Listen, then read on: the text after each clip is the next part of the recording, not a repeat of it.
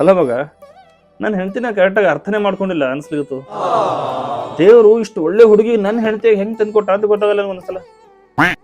ನಿಜ, ಬಾಕಿ ಎಲ್ಲ ಹೆಣ್ಮಕ್ಳು ಅವ್ರ ತವ್ರ ಮನೆಗೆ ಯಾವಾಗ ಹೋಗ್ತೀನೋ ಅಂತ ಕಾಯ್ತಿರ್ತಾರ.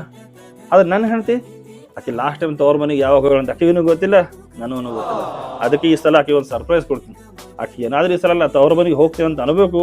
ಆಕಿನ ಕೈಯಾಗ ₹1,00,000 ಕೊಟ್ಟು ಹೋಗಿ ಮಸ್ತ್ ಮಜಾ ಮಾಡ್ಕೊಂಡ್ ಬಂದ ಹೇಳ್ಬಿಡ್ತೀನಿ. ಈ ಸಲ ಸರ್ಪ್ರೈಸ್ ಭಾರಿ ಖುಷಿ ಕೊಡಿಸ್ತಾಕಿ ನೋಡಿ. A few moments later. ಎಲ್ಲಿ ಹೊರಗೆ ಹೊಂಟಿದ್ಯಾ? ತವ್ರ ಮನೆಗೆ ಹೋಗ್ಬರ್ತೀನಿ. ಊರಿಗೆ ಹೊಂಟಿ ತವ್ರ ಮನೆಗೆ ಹೊಂಟಿದ್ನಿ?